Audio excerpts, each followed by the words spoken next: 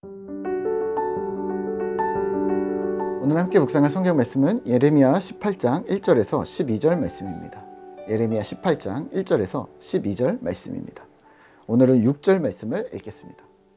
여호와의 말씀이니라. 이스라엘 족속아, 이 토기장이가 하는 것 같이 내가 능히 너희에게 행하지 못하겠느냐. 이스라엘 족속아, 진흙이 토기장이의 손에 있음같이 너희가 내 손에 있느니라. 아멘.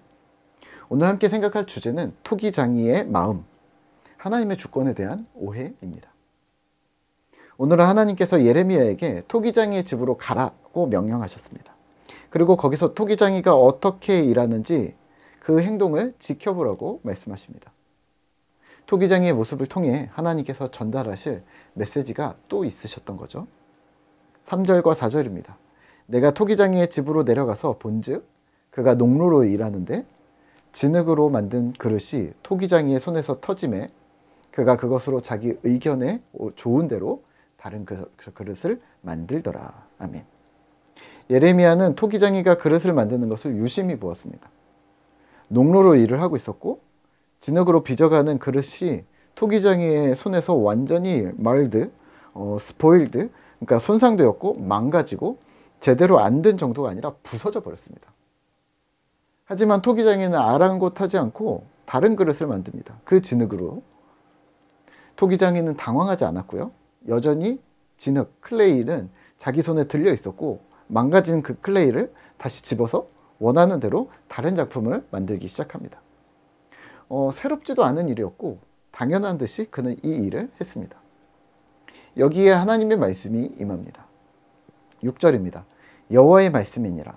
이스라엘 족속아, 이 토기장이가 하는 것 같이 내가 능히 너희에게 행하지 못하겠느냐.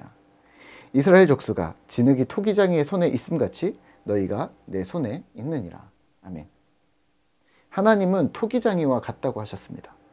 그리고 우리는 진흙과 같다 하십니다. 그리고 이렇게 선포하십니다. 이스라엘 족속아, 진흙이 토기장이의 손에 있음같이 너희가 내 손에 있느니라.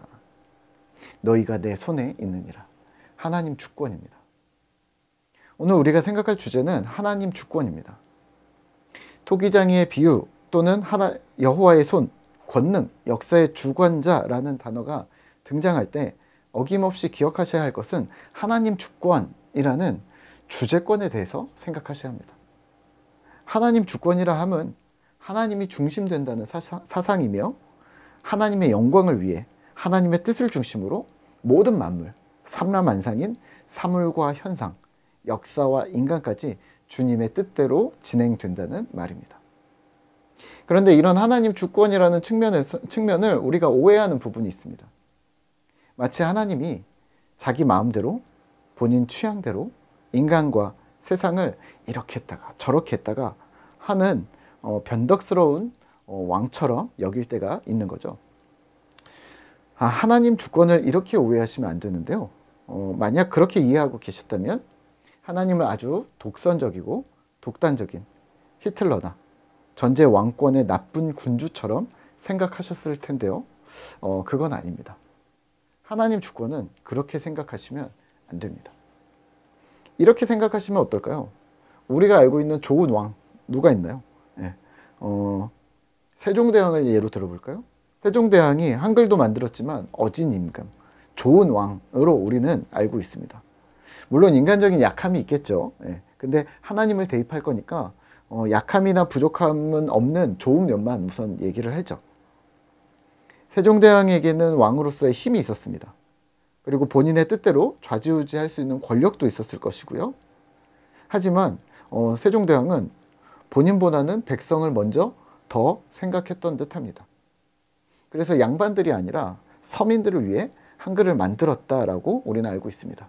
맞나요? 네, 맞다면 좋은 왕입니다.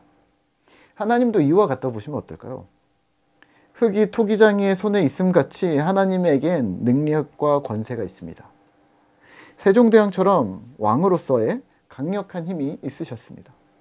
그 범위는 인간 왕에 비할 수 없이 온 우주를 대상으로 한 강력한 권능이었습니다. 해와 달도 자연도 하나님께 순종하였으니까요. 그런데 하나님이 변덕스러우실까요? 하나님이 뜻하신 바를 자꾸 변개하시는, 왔다 갔다 하는 인간과 같은 모습 때문에 그럴 거야 라고 생각할 수 있을까요? 네, 그렇진 않습니다. 하지만 그런 느낌을 주는 성경 구절들이 좀 있습니다. 8절입니다. 만일 내가 말한 그 민족이 그 악에서 돌이키면 내가 그에게로 내리기로 하였던, 생각하였던 재앙에 대해 내가 뜻을 돌이키겠고. 10절입니다. 만일 그들이 나 보기에 악한 것을 행하여 내 목소리를 청종하지 아니하면 내가 그에게 유익하게 하리라고 한 복에 대하여 뜻을 돌이키리라. 돌이키신답니다. 자꾸 8절에서도 10절에서도 너희의 상태에 따라 하나님께서 뜻을 돌이키겠다고 하시는데요, 너희가 악에서 떠나면 재앙을 내리겠다는 그 뜻을 돌이키겠고, 또 너희가 악을 행하면 축복의 뜻을 돌이키겠다고, 바꾸겠다고 말씀하십니다.